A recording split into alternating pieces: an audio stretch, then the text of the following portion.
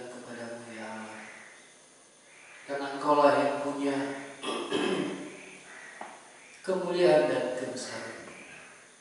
Kami berserah kepada Tuhan pemilik hidup, dan Engkaulah yang memberitakan kebenaran melalui hamba-Mu yang terbatas,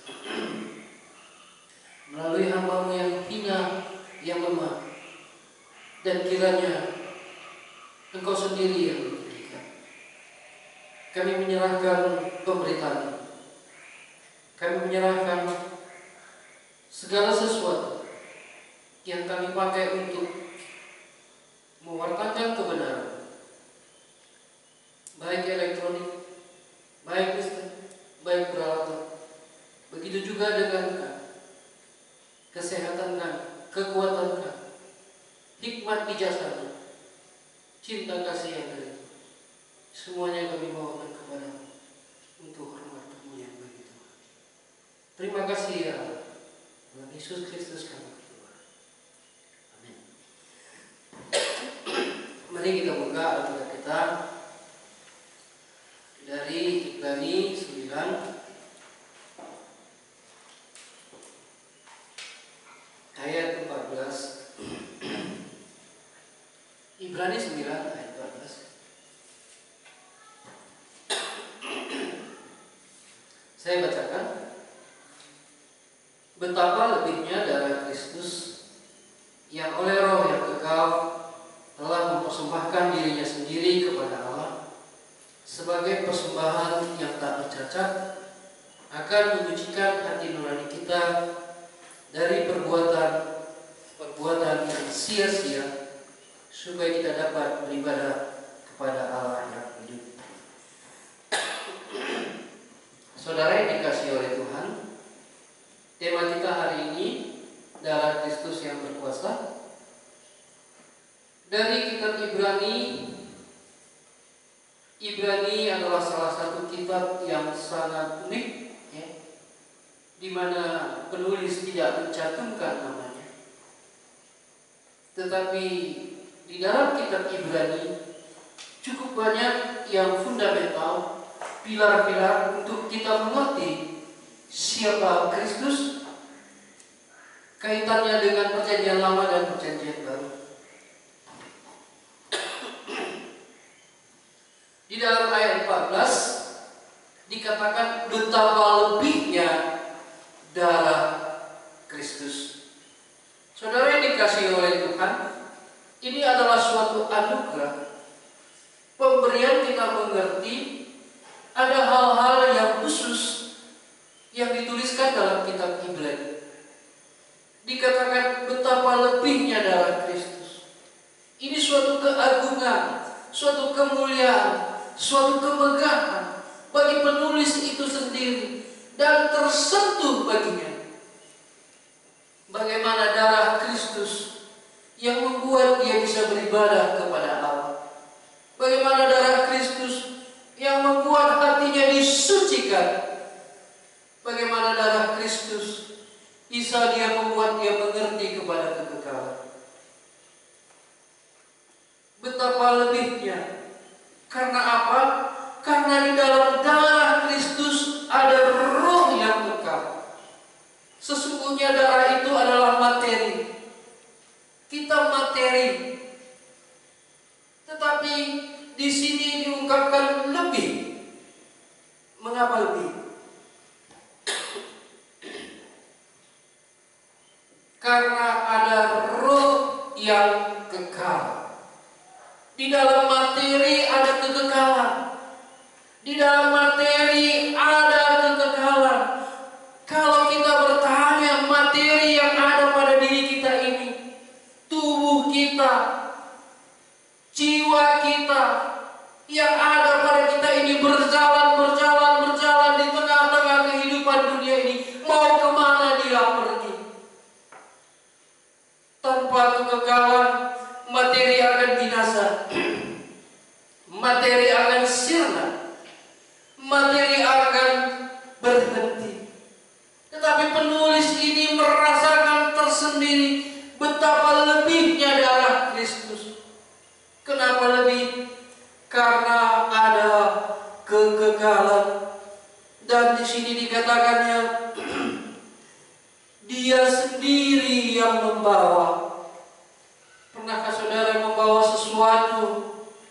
untuk dikorbankan bagi banyak orang. Disinilah keunikan seorang penulis melihat betapa lebihnya darah Kristus itu sampai kepada Allah. Oleh karena orang yang tidak berdosa yang mempersembahkan, karena orang yang suci mempersembahkan, dan dia mempersembahkan kepada Allah tanpa dia tanya kita, tanpa dia mau jawaban dari kita, karena dia sudah tahu kita semua adalah orang berdosa. Maka dia sendiri yang bertindak, dia sendiri yang berinisiatif, dia sendiri yang mengkuduskan dirinya, karena dia mau persembahkan ini kepada Allah. Maka penulis ini berkata betapa lebihnya. Saudara yang dikasih oleh Tuhan, benar, ketika saya menerima darah Kristus, ketika saya mendapatkan percikan darah Kristus, ketika saya diselamatkan, saya dapat menselami. Inilah yang membuat lebih. Inilah yang membuat saya lebih. Selama ini saya berat bersama dengan dosa saya. Selama ini saya berat bersama dengan pergumulan saya yang tidak menentu. Tetapi darah Kristus ini yang disediakan Allah bagi saya. Saya yakin penulis ini dia pasti sangat menikmati anugerah yang diberikan Allah kepadanya. Bagaimana seorang berdosa bisa menikmati kesucian? Bagaimana orang berdosa bisa sampai kepada kekekalan? Bagaimana orang berdosa bisa bersama dengan Allah? Bagaimana orang berdosa yang terpisah bisa bersekutu dengan Allah? Saudara yang dikasihi oleh Tuhan, penulis menuliskan betapa lebihnya darah Kristus. Kalau di Perjanjian Lama, darah yang dipersembahkan dan dibawa setiap tahun ke bait Allah. Kalau laki-laki biasanya 3 kali setahun, tapi pada umumnya sekali setahun. Membawa persembahan, dan ini adalah darah domba jantan dan darah lembu muda. Dan inilah syarat ibadah tiap tahun. Setiap tahun dipersembahkan, dan setiap tahun orang yang membawa persembahan sebagai sesuatu yang sah, sebagai sesuatu yang menjadi syariat, sesuatu yang menjadi pengudusan secara lahiriah. Dan terus dibayang-bayangi, kuduskah saya? Kuduskah saya? Karena tiap tahun imam berkata, dengan percikan darah itu, dia katakan kudus, kudus, kudus. Tahun depan datang lagi. Jadi bayang-bayangan itu tidak permanen. Bayang-bayangan itu tidak menjadi sesuatu kepastian.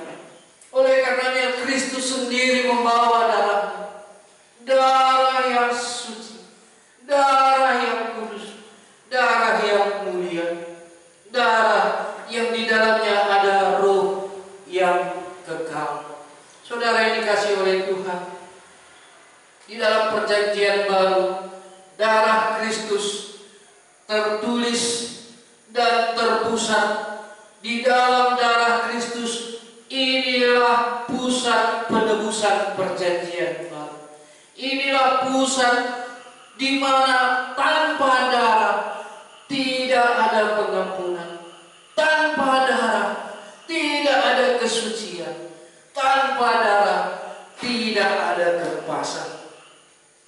Saudara yang dikasihi oleh Tuhan, mata Allah tertuju kepada Kristus, karena Kristuslah yang sanggup membebaskan kita dari perbudakan dosa.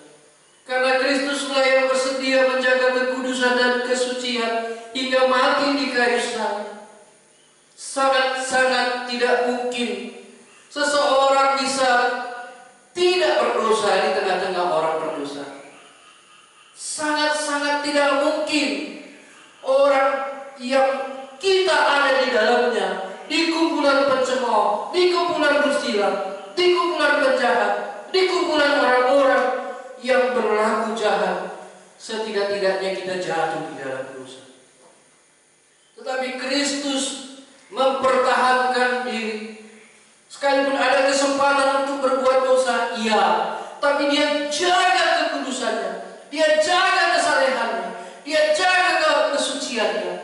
Ini Dia tahu bahwa dalam dirinya darah ini akan dikorbankan, darah ini akan dicurahkan, darah ini akan dipersembahkan kepada Allah. Bagaimana hebatnya Dia menjaga kekudusan ini. Bagaimana hebatnya Dia menjaga kemuliaan itu. Saudara yang dikasihi oleh Tuhan, mari kita melihat di mana pusat hati Allah. Pusat hati Allah ada pada Kristus. Karena Kristuslah yang memikirkan orang berdosa. Karena Kristuslah yang bersedia korban untuk orang berdosa.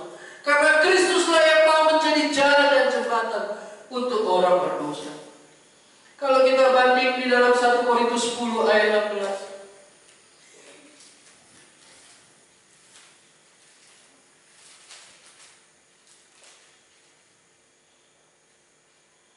Saya bacakan.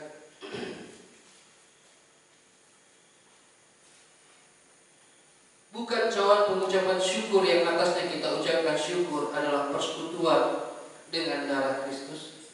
Bukankah roti yang kita pecah-pecahkan adalah persekutuan dengan tubuh Kristus? Saudara yang dikasihi oleh Tuhan, darah Kristus membuat manusia berdosa bisa bersekutu dengan Allah, membuat manusia bisa bersama berjalan dengan Allah. Tanpa darah Kristus tidak mungkin ada persekutuan manusia dengan Allah. Karena manusia membutuhkan penyucian, karena manusia membutuhkan pengampunan, karena manusia membutuhkan keberanian untuk menghadap hadirat Allah. Oleh karenanya Allah menyediakan jalan keluar di dalam Kristus. Kristus itu sendiri yang menjalankannya, sehingga kita bisa bersekutu dengan Dia. Apakah Allah menyediakan jalan untuk bersekutu dengannya? Iya. Seringkali kita ditakut-takuti, seringkali kita digelisahkan. Siapakah sahabat yang sejati? Siapakah teman yang sesungguh? Siapakah yang dapat memperhatikan aku sekutunya? Hari ini kita bisa mengerti, dengan darah Kristus kita bisa bersekutu dengan Allah. Saudara yang dikasihi oleh Tuhan, hubungan manusia dengan manusia acap kali dibina tapi rusak, acap kali dipersatukan tapi rubuh, acap kali dibuat bagaimana dijahit supaya bisa utuh, ternyata tidak bisa. Tetapi oleh Kristus manusia bisa bersahabat dengan Allah permanen. Manusia bisa bersahabat dengan Allah secara kekal, terus menerus sampai kepada surga yang kekal. Saudara yang dikasihi oleh Tuhan, kita bisa lihat juga di dalam 1 Korintus 11. Ibaratnya 1 Korintus 11 ayat 25. Dengan demikian juga ia mengambil cawan sesudah makan lalu berkata, cawan ini adalah perjanjian baru yang dimeteraikan oleh darahku. Perbuatlah ini setiap kali kamu meminumnya menjadi peringatan akan aku. Saudara yang dikasihi oleh Tuhan, ini adalah meterai perjanjian baru. Maka sampai sekarang gereja-gereja melakukan perjamuan kudus. Artinya orang yang sudah menerima darah Kristus, orang yang sudah dimeteraikan dengan darah Kristus, mereka adalah orang-orang perjanjian baru. Orang-orang Kristen yang minum dan orang-orang Kristen yang melakukan dan orang-orang Kristen yang memberitakan perjamuan mengingat akan Kristus yang sudah mati, yang sudah mengucurkan darahnya, yang mempersatukan manusia, membuat manusia mengerti ada meterai Allah dalam diri. Meterai itu adalah suatu simbol tanda milik kepunyaan. Tanda milik kepunyaan.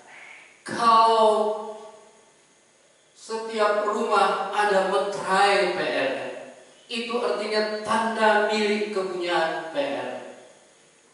Kalau kita sudah memiliki meterai perjanjian baru, berarti kita hidup di dalam perjanjian Allah.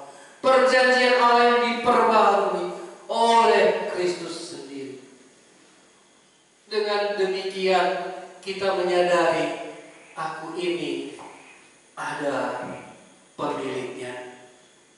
Aku ini ada pemiliknya. Kalau lembu kenal pemiliknya, seharusnya manusia juga kenal pemiliknya. Begitu banyak manusia berjalan di tengah-tengah planet bumi ini, tidak mengerti siapa dia sebenarnya, tidak mengerti siapa pemilik hidupnya sesungguhnya. Saudara yang dikasih oleh Tuhan, setiap kali ada perjamuan kudus, itu mengingatkan kita bahwa ada satu oknum yang mengorbankan diri, satu pribadi yang mencurahkan darahnya sendiri, bahwa itu tanda lambang kita sudah disucikan, kita dikuduskan oleh darahnya sendiri, menjadikan kita milik kepunyaan Allah. Coba tanya diri saudara, siapakah saudara sebenarnya? Siapakah saudara di hadapan manusia dan di hadapan Allah? Jika saudara masih mengambang, saudara belum mengerti siapa saudara, saudara belum tahu siapa pemilik saudara, hari ini renungkan. Ada darah Kristus sebagai darah perjanjian, sebagai meterai perjanjian baru, untuk menyatakan engkau milik Allah dan mempersatukan setiap orang untuk datang kepada Allah. Saudara yang dikasih oleh Tuhan, kalau di dalam kitab Efesus pasal 2 ayat 13, bisa kita baca sedikit lagi, Efesus 2.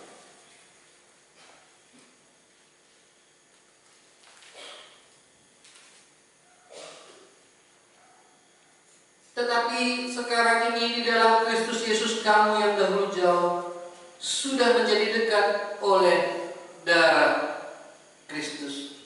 Mengertikah saudara bahwa darah Kristus itu mempersatukan yang jauh jadi dekat? Di tengah-tengah kehidupan kami, cukup banyak yang kami tidak mengerti, cukup banyak yang tidak kami kenal awalnya. Tetapi oleh karena darah Kristus yang jauh bisa dipersatukan, dan satu hati, satu tujuan, oleh karena darah Kristus mempunyai keyakinan yang satu, berangkat ke surga. Saudara yang dikasih oleh Tuhan, kalau hidupmu masih tersendiri-sendiri, kalau hidupmu masih terpecah-pecah, kalau hidupmu masih merasa asing, dan hidupmu masih merasa sering diajak untuk mau bunuh diri, diajak untuk mau mencelakakan diri, diajak untuk mau menyendiri, perlu Anda renungkan. Darah Kristus, kamu yang dahulu jauh sudah menjadi dekat oleh darah Kristus.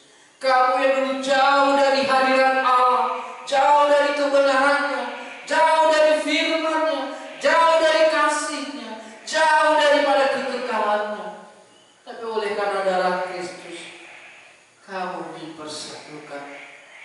Kamu bisa menjadi satu dengan Allah yang mengasihimu. Terlebih-lebih dengan saudara-saudara. Mengapa sulit sekali memaafkan? Mengapa sulit sekali mengampuni? Mengapa sulit sulit sekali untuk bersatu. Kemungkinan besar hidupmu tanpa darah Kristus.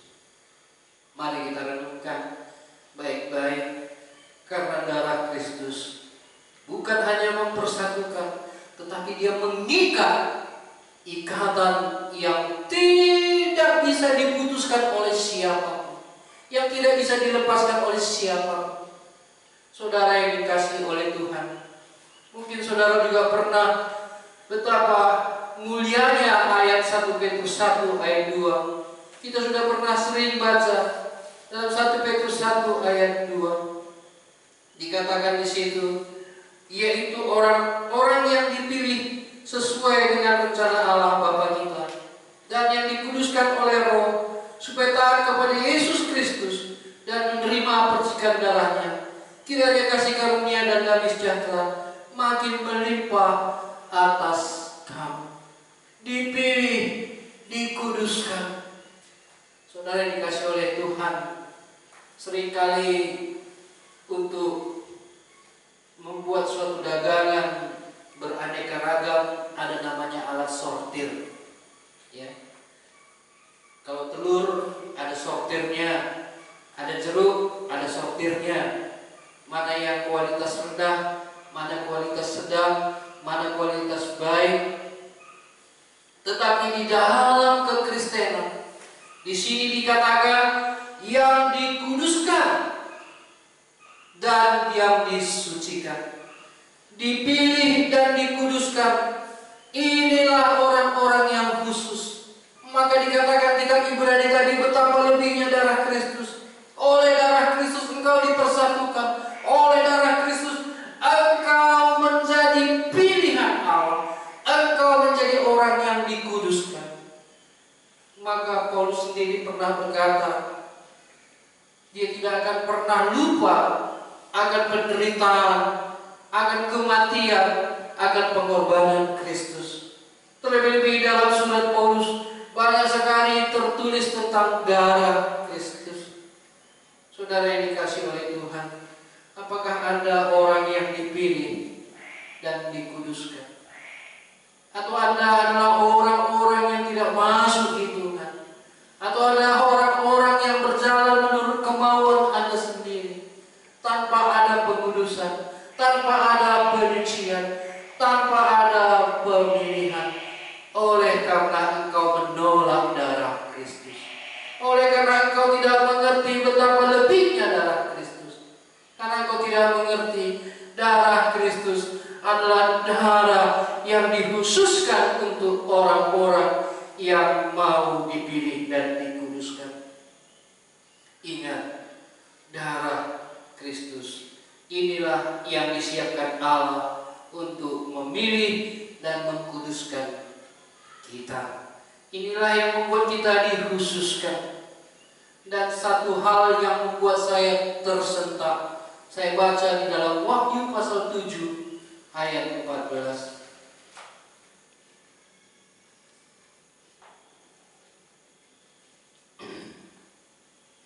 Saya bacakan Wahyu 7 ayat 14 sampai 16. Maka kataku kepadanya, Tuanku, Tuhan mengetahuinya. Lalu ia berkata kepadaku, mereka ini adalah orang-orang yang keluar dari kesusahan yang besar, dan mereka telah mencuci jubah mereka dan membuatnya putih dalam darah anak domba. Karena itu mereka berdiri di hadapan Allah dan melayani Dia siang malam di bait sucinya. Dan Ia yang duduk di atas tahta itu akan membentangkan kemahnya di atas mereka. Saudara yang dikasihi oleh Tuhan, nanti di surga orang-orang yang ada di sana adalah orang-orang yang jubahnya sudah dicuci oleh darah Kristus. Jubah mereka membuatnya putih di dalam anak domba. Berarti ketika kita terima darah Kristus di bumi, ini juga membawa kesucian kesucian kita sampai ke surga. Ini yang membawa kita menjadi orang-orang yang khusus di hadapan Allah. Betapa lebihnya darah Kristus. Penulis ini sangat-sangat mengagumi darah Kristus. Dikatakannya di sini, mereka berdiri di hadapan tahta Allah dan melayani Dia siang malam di bait sucinya, dan Ia yang duduk di atas tahta itu membentangkan kemahnya di atas mereka. Oleh darah Kristus kita mendapat pengudusan, kita mendapat penyucian, jubah yang disucikan, jubah yang dikuduskan sampai kepada surga yang kekal. Sudahkah Anda memakai jubah yang disucikan? Sudahkah Anda memikirkan bahwa ini gambaran akhir zaman? Tanpa jubah yang disucikan, kita tidak akan bisa masuk ke surga. Kita tidak akan bisa masuk ke kekekalan. Mari kita renungkan. Tanda-tanda akhir zaman sudah diperlihatkan kepada kita. Kita tidak tahu. Tetapi firman Tuhan mengingatkan kepada saudara dan kepada saya, supaya kita merenungkan dan memastikan kita sudah memakai jubah yang sudah disucikan oleh darah anak domba, darah Kristus. Dan sering sekali anak-anak kita dan tetangga kita juga mengalami ketakutan oleh karena kerasukan setan, oleh karena si setan dan si pendakwa, oleh karena penggoda dan si pencoba. Tapi oleh karena darah Kristus kita bisa berkemenangan. Mari kita lihat Wahyu 12 ayat 1.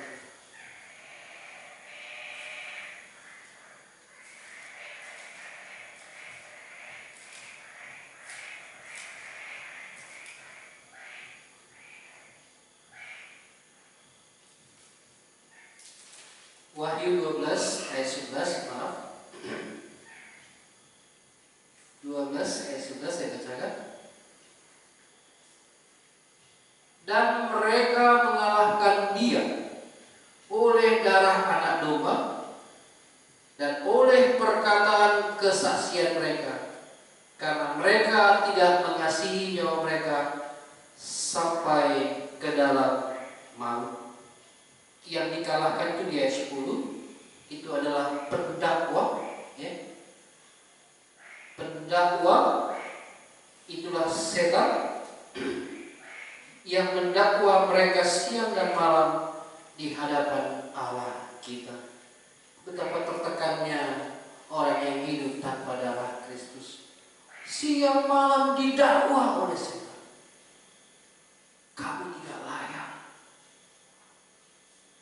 Kamu tidak masuk hitungan. Kamu tidak dikasihi. Tidak ada yang peduli kamu. Iblis adalah bapa dari segala bapa pendusta. Iblis adalah pembunuh manusia. Dia adalah setan yang mendakwa. Ada kata saudara-saudara. Itu di ayat 10 tadi, ya. Pendakwa saudara-saudara kita yang mendakwa mereka siang dan malam di hadapan Allah kita. Saudara yang dikasihi oleh Tuhan, pendakwa itu bisa kamu kalahkan. Setan itu bisa kamu kalahkan.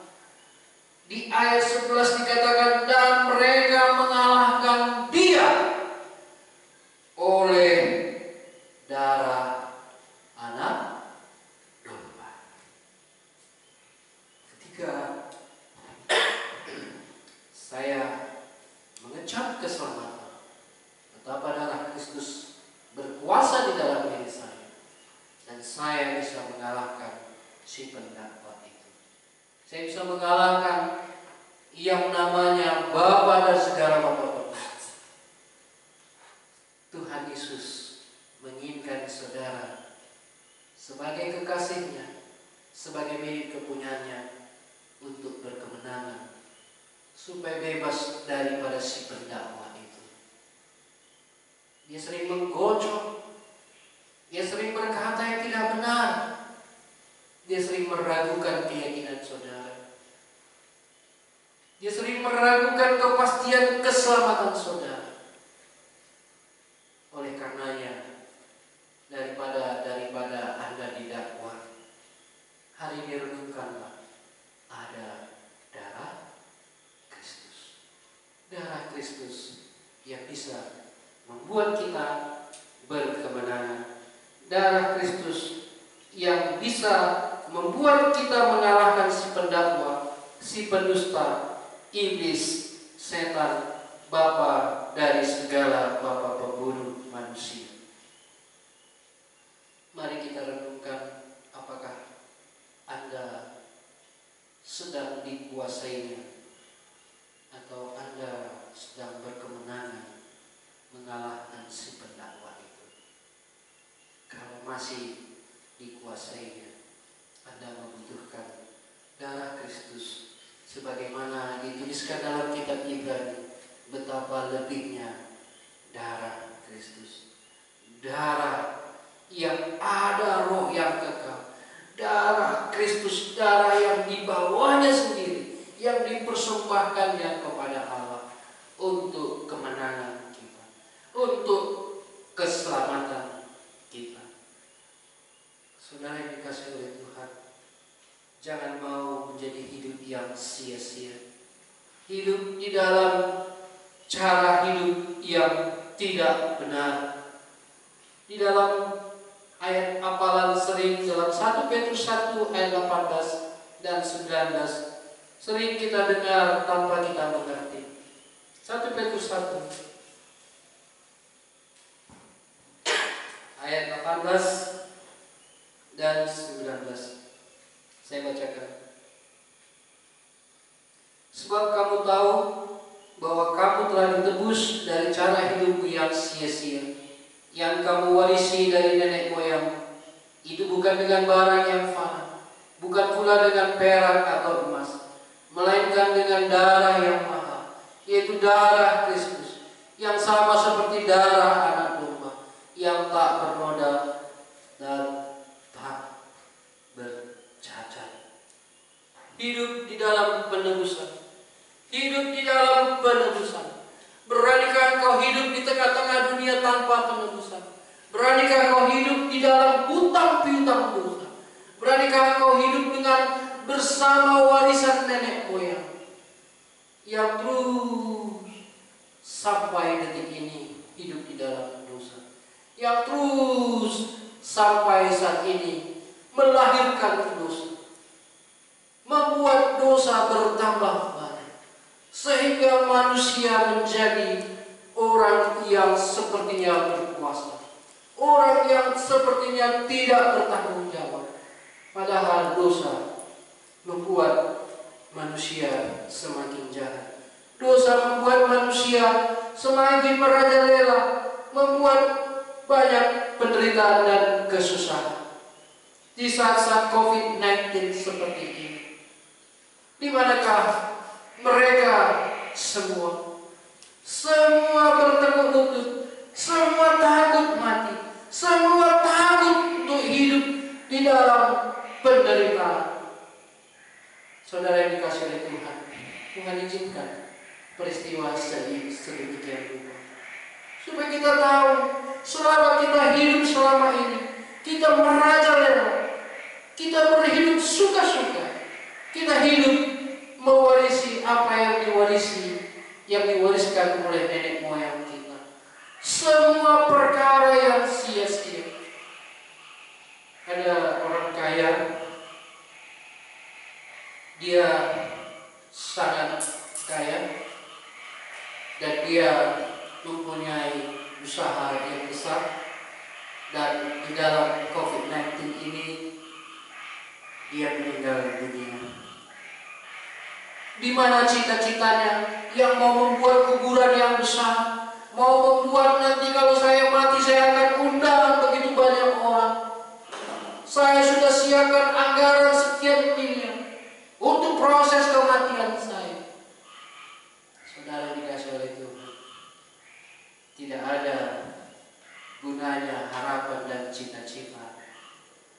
sekalipun itu terjadi, itu adalah warisan nenek moyang. Dikatakan di sini adalah sia-sia, ya, sia-sia. Sebab kamu tahu bahwa kamu telah ditebus dari cara hidupmu yang sia-sia. Lihat keberadaanmu sekarang, saudaraku. Lihat keadaanmu sekarang. Apakah kau hidup di dalam kebenaran atau hidup dalam kesia-siaan? Hidup di dalam kesia-siaan. Kalau hidup tanpa penebusan, berarti hidup di dalam kesia-siaan. Benarkah sampai sekarang kau terus-menerus mewarisi warisan nenek moyang? Pagi, siang, malam terus bekerja untuk yang ditinggalkan. Pagi, siang, malam terus untuk yang binasa, tanpa memikirkan one day the end of life come. Suatu saat kehidupan ini akan berhenti, saudara. Mari lihat, apakah kau berjalan di dalam kesia-siaan? Apakah kau terus di dalam warisan nenek moyang tanpa mengerti engkau harus ditebus dengan darah Kristus, darah yang mahal, darah yang lebih, darah yang Allah sendiri taruhkan, roh yang kekal, darah Kristus, darah yang kekal, darah perjanjian untuk pengampunan dosa. Untuk terakhir, mari kita lihat Matius pasal 26 ayat 28, sehubungan dengan darah. Matius 26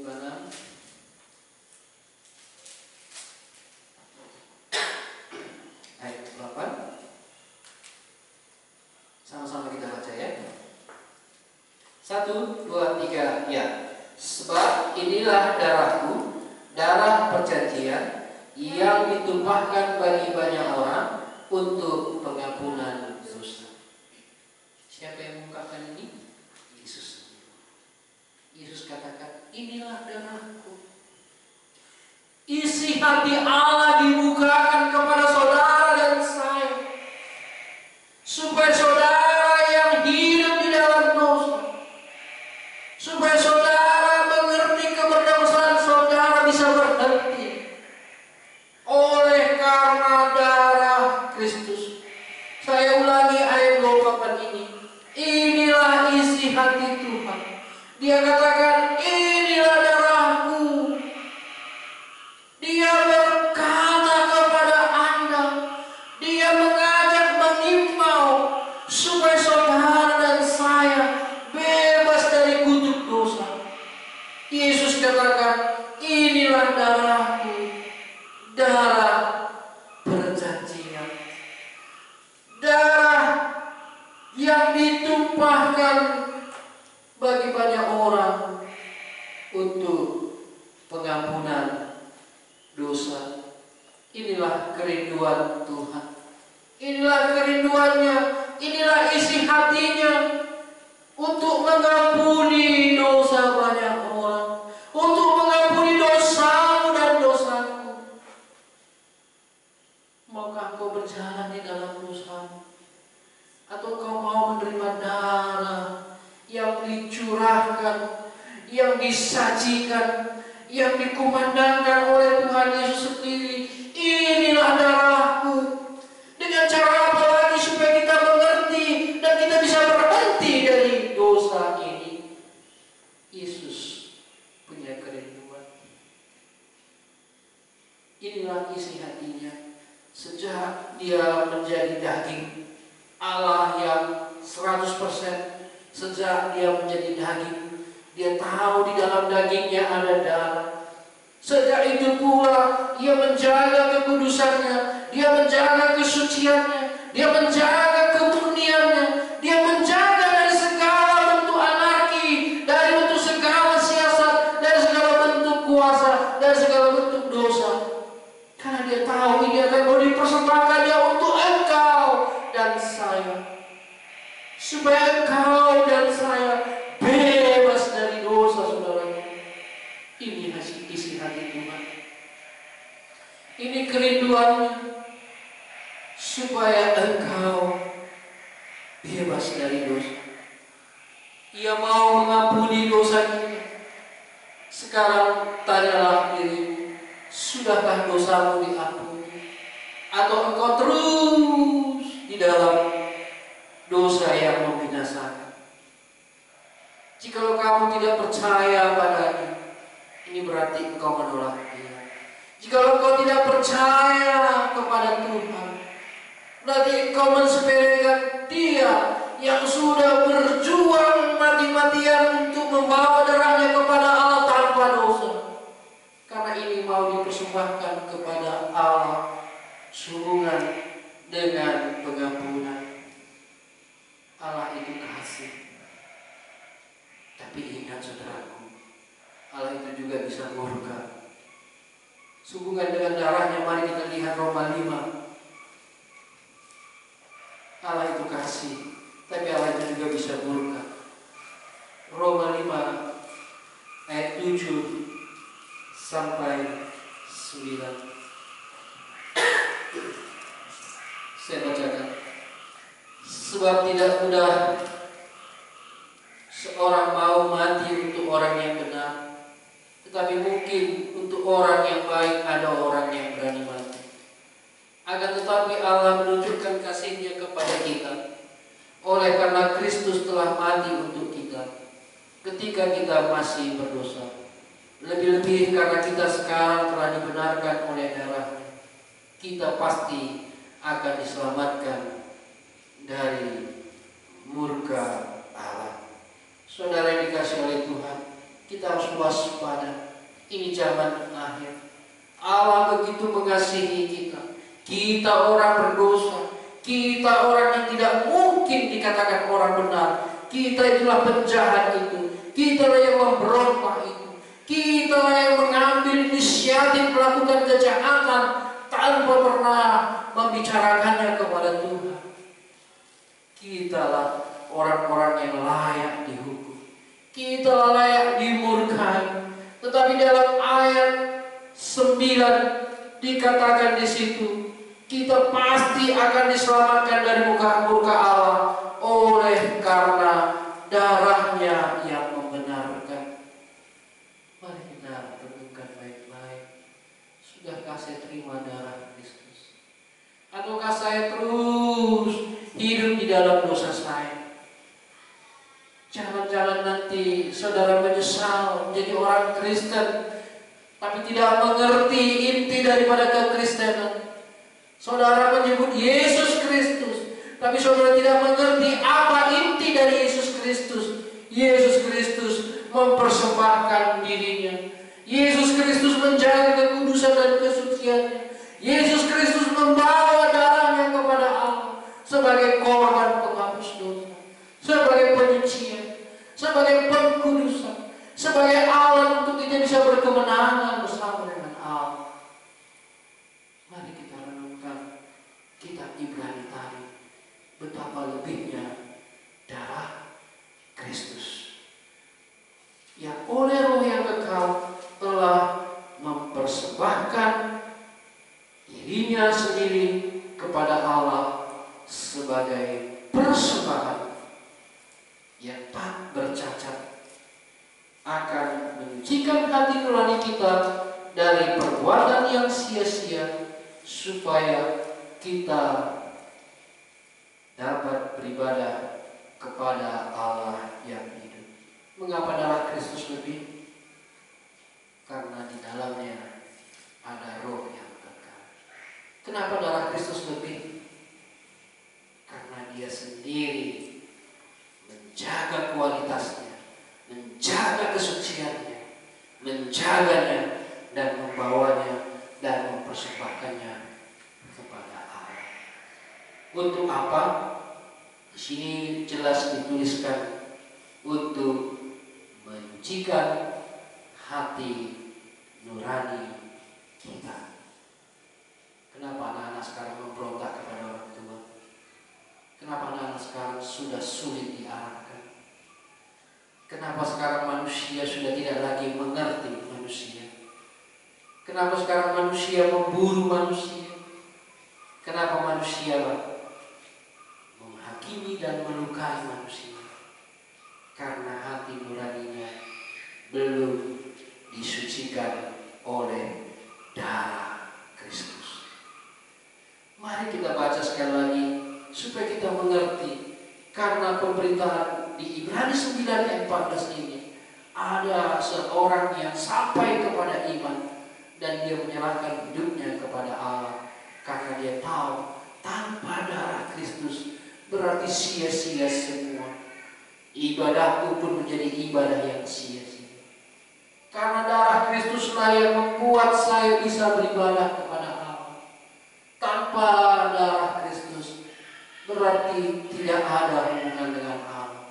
Tanpa darah Kristus berarti hidup di dalam kesia-siaan, hidup di dalam dosa, hidup di dalam kemunafikan, hidup di dalam ketidakpastian.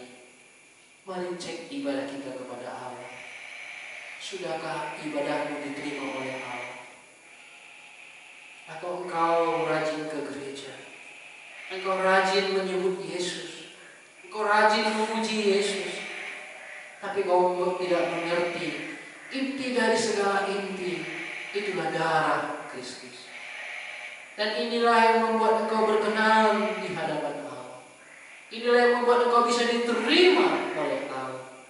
Inilah yang membuat engkau menjadi lebih. Betul saudara. Ketika saya terima darah Kristus, saya menjadi lebih.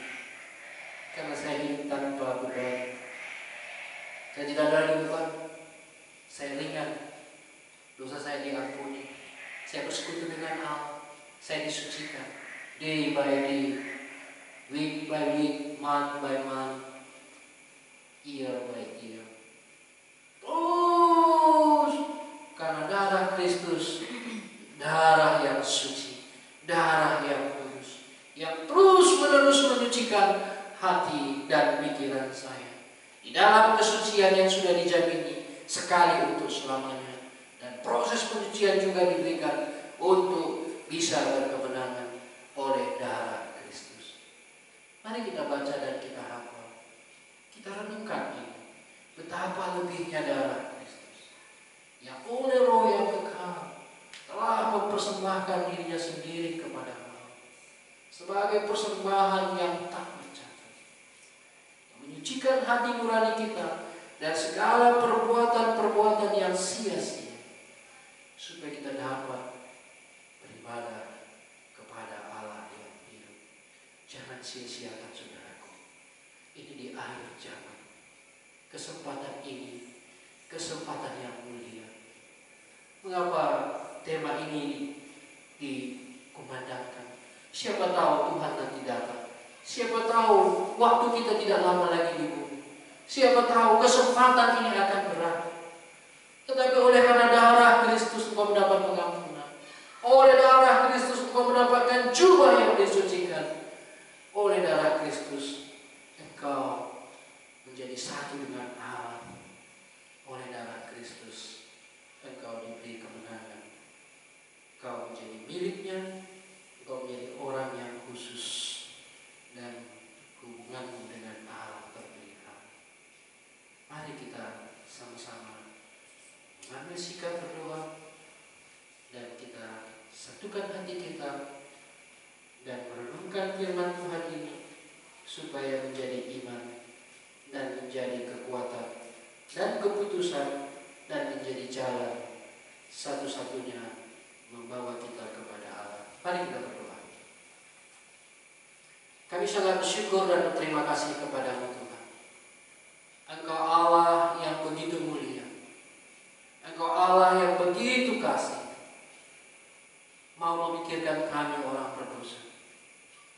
Kami tidak tahu mengapa sedemikian bejatnya hati dan pikiran kami, sehingga kami tidak mengerti yang terpenting di dalam diri Allah sendiri, yaitu Yesus Kristus. Yang terpenting di dalam diri Kristus itu adalah darahnya sendiri. Memang dia terlahir dari rahim Maria. Memang dia terlahir di dalam diri seorang yang sudah berdosa. Tetapi ia dilahirkan dari Roh Allah, dari Roh Kudus. Sehingga materi yang ada di dalam dirinya pun dipertahankan bisa menjadi kudus sampai kematiannya di kayu salib dan dipersembahkan kepada Allah. Kami bersyukur Tuhan, betapa lebihnya darah Kristus yang ada roh yang kekal, yang sendiri dipersembahkan kepada Allah. Betapa mulianya, betapa dalamnya cinta kasih-Mu kepada kami ya Yesus. Kami sangat bersyukur punya Tuhan seperti itu. Terima kasih buat penebusan. Terima kasih buat pengampunan. Terima kasih buat penyucian. Terima kasih buat pengorbanan. Terima kasih buat firman. Kami percaya di tengah-tengah firman ini ada orang yang mengambil keputusan. Kiranya anugerah-Mu bekerja dan Roh Kudus-Mu terus melawat. Di dalam Yesus Kristus kami berdoa dan mengucap syukur. Amin. Selamat